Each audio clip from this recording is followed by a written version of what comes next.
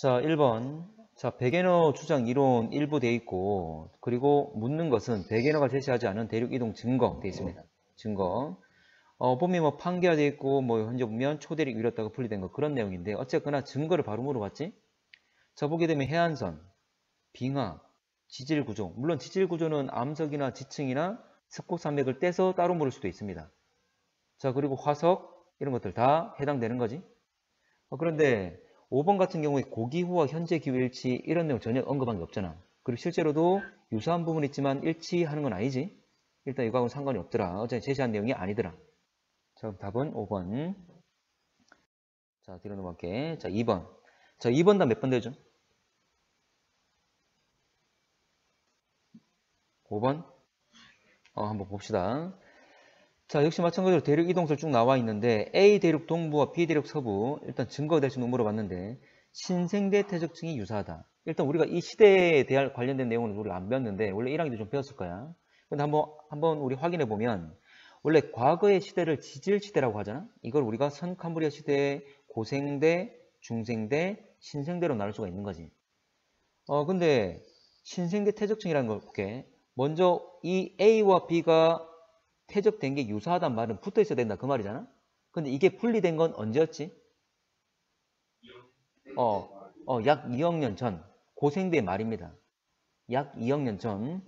그러면 고생대 말, 고생대 끝 무렵에 일단 해보면 이것들이 분리가 된 거야. 그럼 붙어 있을 때는 유사하게 쌓이겠지만 분리가 된 이후 중생대나 신생대는 이미 떨어져 있는 서로 다른 환경이니까 다른 물질들이 쌓이겠지. 그러면 신생대는 떨어져 있는 상태니까 유사하단 말은 틀린 거지. 틀렸고. 자, 니은. 자, A, B 대륙의 고생대 말에 육상 파충류 화석이 유사한 같은 종류의 파충류 화석 산출된다. 맞는 말이죠? 왜냐하면 고생대 말에는 붙어 있었으니까. 대표적인 경우는 메소사우루스였지. 자, D급 갑니다. A 대륙 동부 해안선과 B 대륙 서부 해안선. 해안선 일치 역시 맞는 말이지. 그래서 답은 5번 됩니다. 답 5번. 넘어가 되겠죠? 질문 없나? 넘어갈게. 답은 5번. 자, 3번. 자, 3번 보게 되면 어쨌거나 현재 보면 여러 쭉 일어나는 빙하 흔적 가지고 이동 방향과 그 복원한 것 되어 있습니다. 자, 1번. 자, 지질 시대 동안, 과거 시대 동안 대륙 이동하였다. 맞습니까? 끊임없이 이동하면서 붙기도 하고 분리가 되기도 하고. 맞지? 자, 2번. 자, 약 8억 년 전에 대서양이 형성되었다. 자, 대서양은 모르겠습니까? 맞습니까? 자, 한번 봅시다. 아닙니다. 자, 보자. 대서양이라는 것은 여기지, 여기. 이렇게 이게 나눠진 거지. 뭐냐면 아메리카와 유럽과 아메리카 영역과 유럽과 그리고 아프리카 이게 분리가 되면서 대서양이 만들어진 거잖아. 맞지? 근데 이렇게 뭉쳐 있을 때를 우리가 판계라 그러잖아. 그러니까 고생대 말에 약 2억 년 전에 붙어 있는 상태였지. 정확히 말하면 약 2.4억 년 전에 판계를 만들고 약 2억 년부터 분리가 됐습니다. 몇천만 년 어느 정도 유지가 되다가. 자, 그러면 어쨌거나 약 2억 년 전부터 이게 분리가 됐잖아. 맞지? 분리가 되면서 대상이 만들어진 거야. 근데 여기는 8억 년 나와 있지? 전혀 말이 안 맞는 이야기죠. 틀렸죠. 그래서 2번이 틀렸습니다. 판계가 분리가 되면서 대상이 형성됐다. 이 시기는 약 2억 년 전이다. 그래서 8억 년 전이라는 말은 틀렸다. 답은 2번 되겠죠.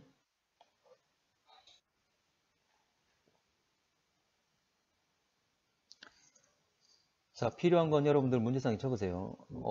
우리 이 부교재 문항들을 많이 나중에 우리 중간고사나 기말고사 활용한다 했다. 문제를 잘 푸셔야 돼. 자, 3번. 약 2억 년 전에 판계가 형성되었다. 맞는 말이지? 판계, 고생의 말이 만들어져 있었고 분리가 됐고 그 이후에. 자, 인도 대륙은 한때 남반구 위치했다. 남반구란 말은 자, 인도를 보게 되면 여기 있는 거지. 남반구는 가운데 적도가 있고 아래 지역을 남반구로 하잖아. 남반구 위치한 적이 있던 거지. 지금은 북반구로 올라와 있는 상황이지만. 자, 남아메리카 대륙, 아프리카 대륙, 약 2억 년 전 한 대륙. 맞는 말이지. 2억 년 전에 붙어 있었지. 그래서 답은 아까 2번이라고 했습니다. 2번. 자, 넘어가 되겠습니까? 넘어가게. 자, 4번. 자, 4번부터는 이제 간단하게 좀 할게. 쉬우니까. 자, 4번 보게 되면 해안선 일치 말하고 유사하다 말하고 있는 거고.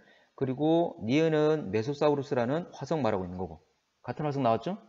역시 이것도 맞는 말. 자, 고생대 말의 빙하 퇴적층, 빙하의 흔적, 이것도 역시 맞는 말이지. 이 답은 5번.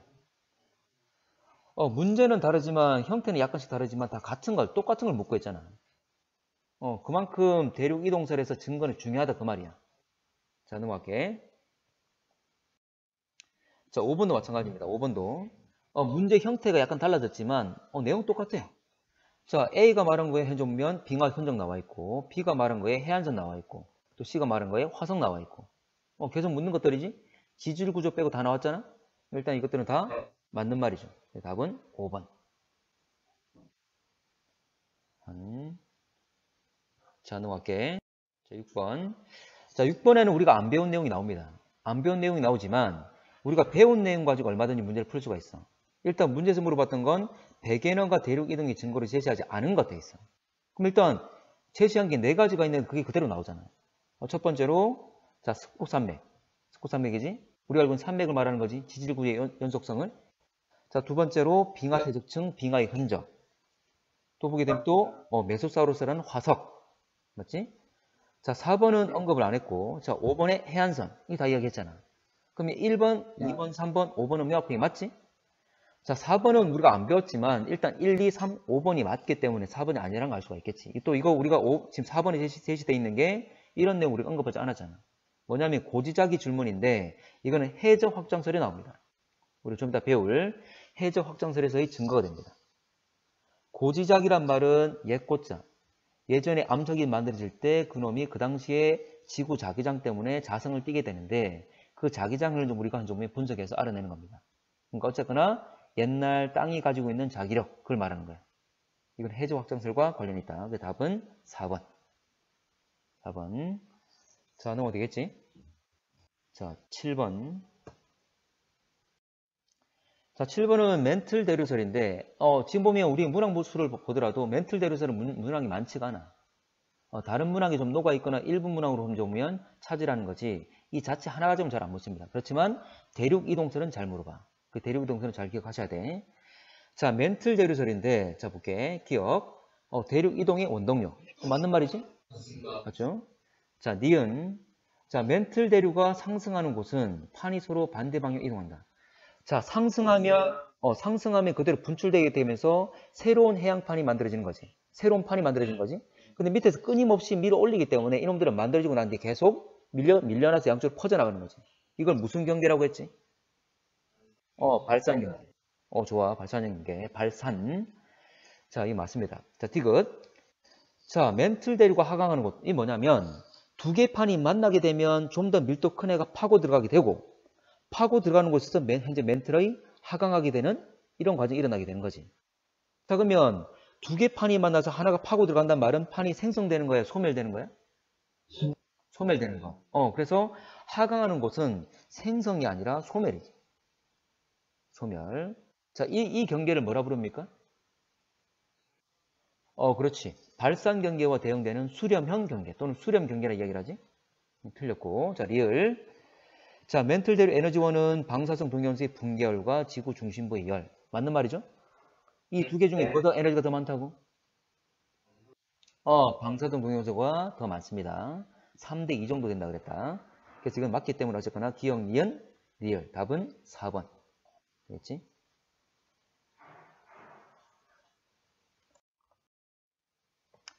자, 해저 확장설.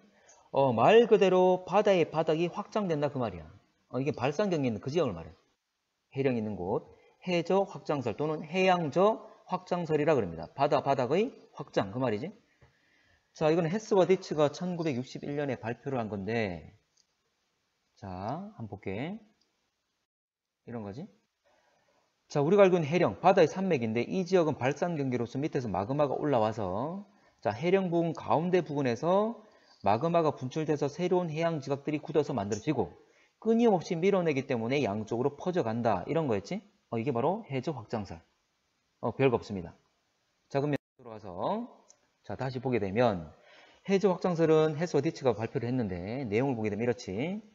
해령에서 멘틀 물질이 상승을 하고 마그마가 분출됨으로써 새로운 해양지각, 해양판이 만들어진다. 그 말이었지? 그래서 새로운 해양지각이 생성된다. 자, 이때는 아직 판이라는 개념이 없기 때문에 정립이 안 됐기 때문에 해양판보다는 해양지각 형성이 더 명확하겠지. 그래서 해령에서 멘틀 물질 상승한 다음에 해양지각이 생성이 되고 끊임없이 밀어 올리기 때문에 만들어진 애들은 양쪽으로 퍼져간다. 해령을 중심으로 양쪽으로 확장되어 간다. 이게 바로 해저 확장설이 되는 거지. 자, 그러면 일단 해저 확장, 누구지? 자, 해저 확장설에서 일단 우선적으로 봐야 될 게 해저 확장설 이런 내용이지만 일단 해저 확장설이 이게 내용 자체가 이제 성립되고 여러 가지 확인했던 게 뭐였냐면 가장 근본이 됐던 게 바로 해저 지형들을 파견했던 거였어. 그래서 해저 지형 탐사를 먼저 좀 확인 좀 해보겠습니다. 자, 해저 지형, 바다 아래에 여러 가지 지형들이 있어. 뭐 산 모양도 있고 계곡도 있고 막 여러 가지 모양들이 있어. 근데 이거는 직접 가서 볼 수도 있겠지만 상당히 제한적이지. 아주 좋은 지역에 또 혼자 보면 많이 보려면 일단 시간이 많이 걸릴 거야. 그리고 접근하기도 상당히 어렵고. 그래서 간접적인 방법으로 이용하는 게 바로 초음파를 이용합니다. 우리가 알고 있는 레이더지. 음파. 그러니까 초음파라는 것은 우리가 알고 있는 음파. 우리가 사람이 들을 수 있는 음파 영역보다 진동수가 높은 영역인데 어쨌거나 음파야, 음파. 음파인데 레이더를 이용해서 사용한다는 건데 자, 초음파를 이용해서 수심을 측정한다 이 말이야. 그래서 우리가 이런 거지. 과거에 2차 세계대전 때 이런 거였어. 영국군이 독일군의 잠수함에 의해서 상당히 많은 피해를 봤었거든. 상당히 많은 배들이 침몰당했어. 그래서 이 잠수함을 잡기 위해서 레이더 기술을 한점명 개발하고 했던 거였지. 이때 초음파를 이용했는데 자, 초음파 이런 거죠. 자, 배에서 내가 초음파를 땅 쏘게 되면 이 초음파가 바닥에 부딪혔다가 다시 돌아오는 거지. 근데 이 초음파의 속력을 알아. 그리고 이 초음파가 왔다가 돌아오는 시간을 알아. 그러면 속력과 시간을 안단 말은 뭘 할 수 있는 거지? 거리, 바로 깊이를 알 수 있다 그 말이지. 그렇게 깊이를 알아내는 거야. 그러면 봐봐. 여기가 해수면이고 배가 있는 곳이라면 내가 초음파를 쏴가지고 빵 빨리 갔다 온단 말이야. 여기는 깊이가 얕겠지? 또 어떤 곳은 땅 돌아오는데 시간이 많이 걸렸어. 그만큼 깊겠지. 그러면 얕은 곳도 있고 깊은 곳도 있고 모든 지형을 다 파견할 수 있다 이 말이지. 됐나? 이렇게 파견했습니다. 자, 그러면 넘어갈게. 다시. 이걸 음향측심법이라고 한다. 쏘고 다시 돌아오면 확인할 수 있는 거지. 자, 초음파를 이용해서 수심을 측정했다. 그래서 이 말을 뭐라 쓰냐면 이 말을 써. 이걸 줄여서. 초음파, 어쨌거나 음파 소리잖아. 소리를 이용해서 수심을 측정했다. 그래서 음향측심법이라 합니다. 음향이란 말은 소리잖아. 소리를 이용해서 측정한다. 깊이를. 그래서 이걸 줄여서 이렇게 언급하기도 합니다. 자, 음향측심법. 자, 그래서 이를 통해서 결과적으로 여러 범위들을 보면 자, 이 음향측심법을 이용해서 각 지역의 수심을 재게 되면 해저 지형을 파악할 수가 있는 거지. 자, 이 그림 좀 간단하게 좀 그려볼까? 이 그림을. 자, 일단 이 그림 됐다면 난 좀 확대시킬게. 확대해서 볼게. 자, 이 그림. 자, 여기서 우리가 거리는 속력 곱하기 시간이잖아? 이건 알고 있지? 100km/h로 내가 2시간 간다. 2hour 간다라고 한다면 우리가 현재 100 곱하기 2를 곱해서 200km 간다. 그 말이 되는 거지? 그런 것처럼 자, 이걸 그대로 적용시킬 건데 시간 아주 간단해. 근데 이게 문제가 잘 나와. 정말 잘 나와. 문제가 간단합니다. 자, 수심을 D라고 하겠습니다. 수심을 D. 그리고 음파의 속력을 초음파의 속력을 V라고 하겠습니다. 그리고 음파가 갔다가 다시 되돌아오는 시간, 왕복 시간을 T라고 하겠습니다. 자, 이렇게 약속을 할게. 수심을 D라고 하고 음파의 속력을 V, 그리고 음파가 되돌아오는 시간을 T라고 할게. 이 내용 여러분들 그냥 그림의 오른쪽에 적으면 되겠지? 그 그림의 바로 적기보다는 오른쪽. 자, 여기에 거리에 대응되는 게 바로 수심이 되겠지. 속력 당연히 이거 음파의 속력 될 거고 시간에 대응되는 게 음파가 되돌아오는 시간이 될 겁니다. 그러면 자, 거리는 속력 곱하기 시간이야. 근데 조심해야 돼. 자, 수심 D는 역시 속력 곱하기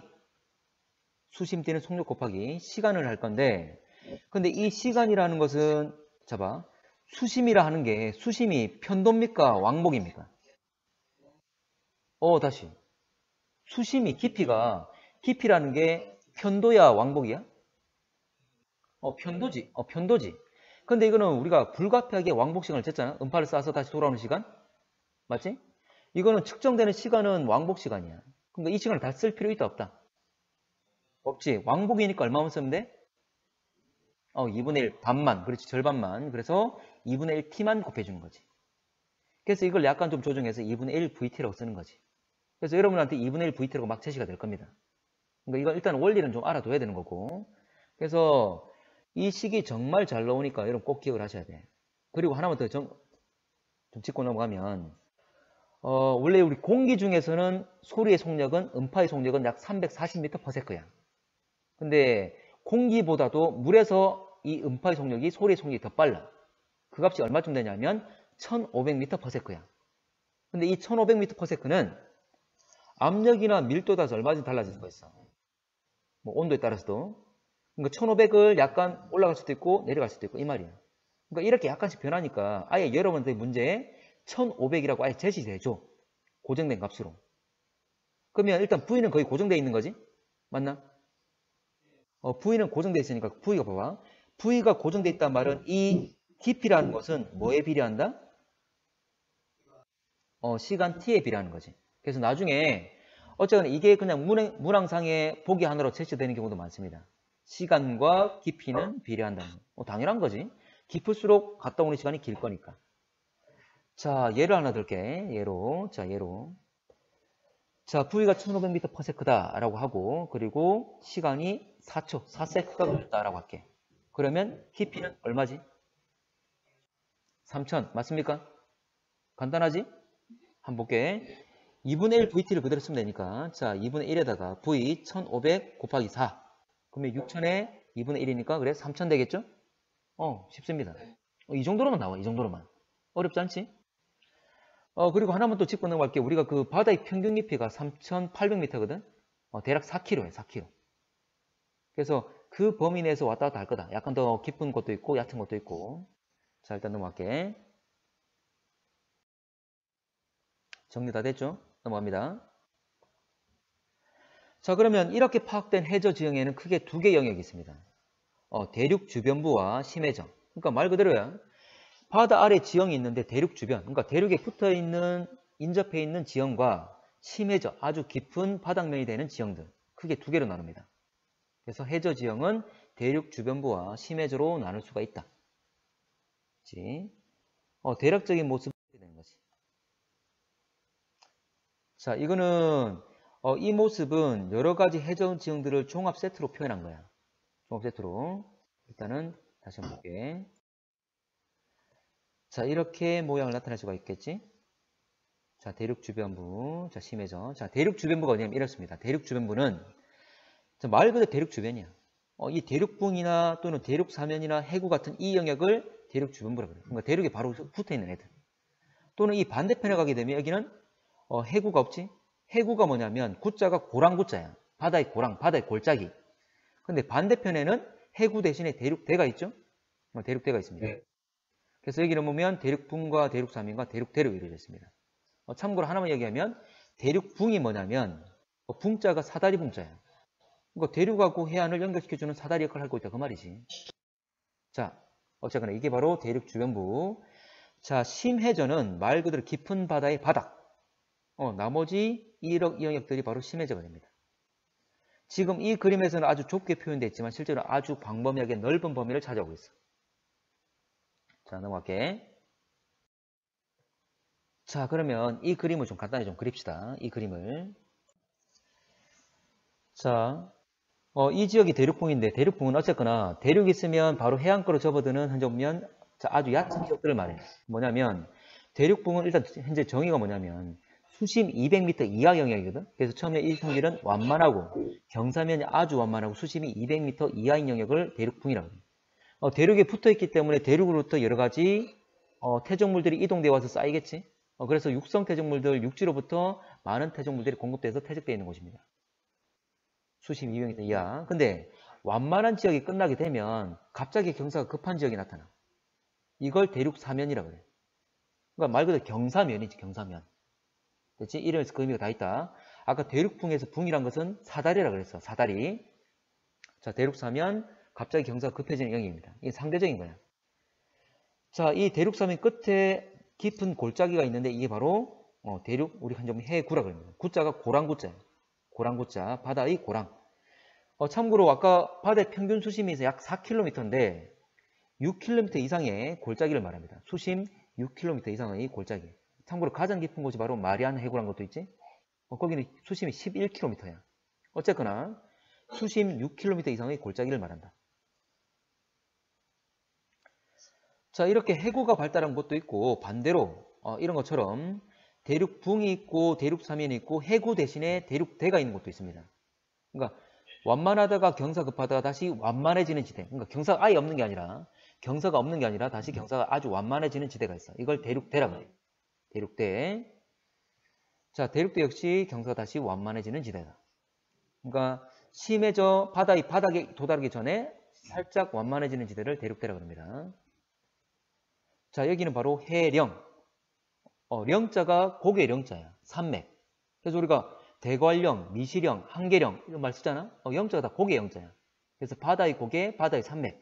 그래서 바다 바닥에 있는 산맥이라 해서 우리가 해저 산맥이란 말을 쓰지. 해저 산맥. 자, 근데 주변에 보면 자, 해령이 있고 주변에 해산이 있지? 이건 뭐냐면 이런 겁니다. 그러면 자, 해산들이 있는데 자, 해령이란 것은 아까 마그마가 올라오는 곳이잖아. 그 마그마가 올라올 때 물론 가운데로 중앙으로 마그마가 많이 올라올 거야. 근데 올라오는 과정에서 중간중간 깨진 틈이 있을 거야. 이 깨진 틈을 따라서 삐질삐질 마그마가 조금씩 삐져나올 수도 있을 거야. 그러면 마그마가 해령의 중앙이 아니라 주변에 깨진 틈을 따라서 마그마가 흘러나오게 되면 분출되게 되면 작은 산을 만들겠지? 그게 바로 해산입니다. 됐나? 그러면 여기 말하는 해산이라는 것은 화산 활동에서 만들어진 거 맞습니까? 그래서 우리가 해저 화산이라고 불러. 됐나? 근데 원래 이 화산들 그러면 원래 이 해산들은 어디 부근에 있던 거였어? 해령 부근에 있었지만 해령에서 새로운 지각이 만들어지고 계속 양쪽으로 밀려나고 있잖아. 밀려날 거니까 나중에 멀리 가 있는 거지. 되겠나? 오케이? 됐지? 자, 그리고 심해저 평원, 나머지 깊은 바다의 평원 바닥을 말합니다. 심해저 평원. 여기는 평균 수심이 4km고 대부분을 차지한다. 여기는 아주 좁게 표현됐지만 이거는 이 좁은 그림의 모든 지형을 다 표현해주기 위해서 이렇게 나타낸 거고 실제로 아주 이제 심해저 평원 대부분을 차지합니다. 아주 넓게. 그래서 대부분 차지하고 수심이 4km 이상이다.